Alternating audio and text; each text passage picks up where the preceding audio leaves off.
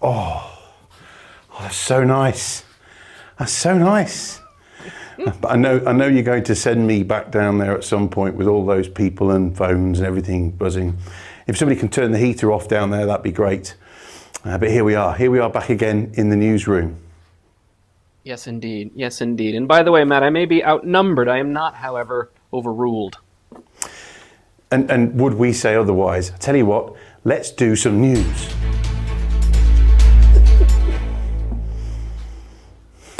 One day.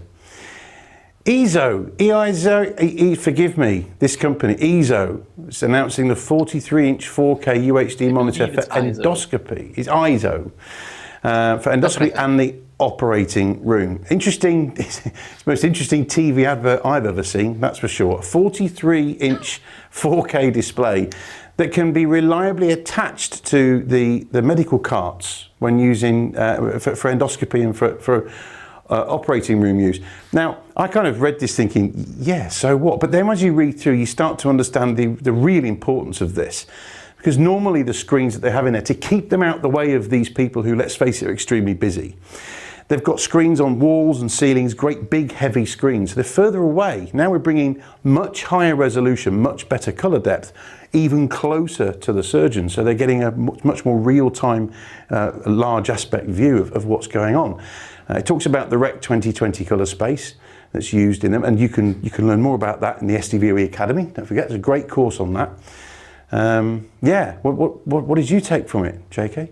Well, it's as simple as that. I just wanted to highlight for an audience who may not know what role audio and video plays in the operating room, the specs that they highlight on this TV. It's 4K resolution. It's HDR support for all of the formats, for BT 2020 color space, for hybrid log gamma, luma curves, everything that a modern, very high-end display would have. And then you ask yourself, well, why do they need that in the operating room, right? And you start to, as you imagine it out, you realize that many surgeries these days are endoscopic, meaning there's a camera inside the body. This TV is the surgeon's eyes, and so this is a world where video quality really and truly matters. And I just thought this particular article about this particular TV really highlighted that point. So I wanted to bring it out. Click on the link below to read more about this set. And I like the point at the end it makes about the fact it's equipped with a protective glass to shield it from scratches and dirt and other things you might find in an operating room. Let's move on, shall we? Anything that might splash. Next piece, and this is a really interesting article. Medtronic expands the reach of AI-powered surgical video management and analytics platform.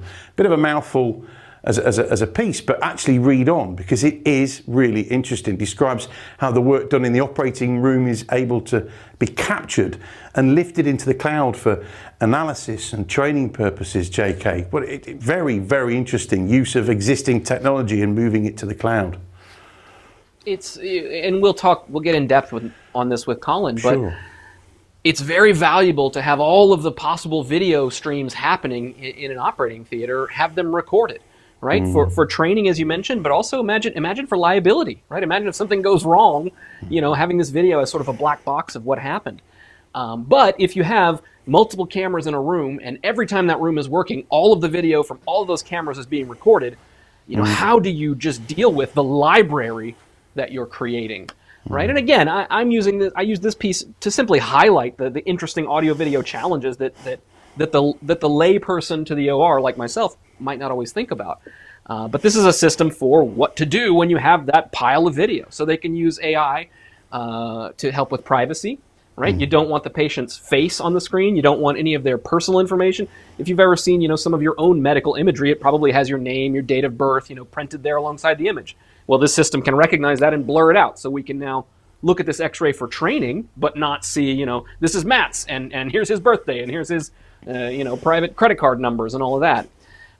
It's also good for the workflow, right? Because the AI will be used to segment the video into procedural steps. Let's not watch all 4 hours, including, the surgeon washing his hands. Who cares? Like, let's get to the part where he's cutting things. And this system will be able to quickly get you there. And for performance of the medical team, right? This thing can benchmark the performance of each surgery against all of the historical data that it has and says, oh, we're improving, oh, we're not improving, here's what's going right, here's what's going wrong. Again, what's enlightening for me is to understand the level of AV, and in this case AI technology, that's being applied to surgery. It's not a world that I've personally worked in before, so I just think it's interesting to learn. Yeah, and it's good to see this cohesion of technology taking place inside the OR as well as it is everybody else. We're seeing, existing technology that's being used, obviously very proprietary endoscopic equipment, and the cohesion with now the technology that we're involved in that we're promoting here, not just in the OR but also in education and elsewhere, to raise the standards. To that growth in standards and quality is always a good thing, right? You mentioned about if somebody gets it wrong, we've got support video to see exactly what went wrong if something went wrong. If somebody's not doing the job properly. So it's just that increasing quality and growth in standards is good. I had an operation on my hand once, and the guy actually showed me. I was allowed to see it. It was all anaesthetised, and it was the strangest thing. It was like Terminator, very bizarre. Anyway, going from keeping medical records all blurred and keeping them all safe and secure to this guy. this guy. Now, yeah, why?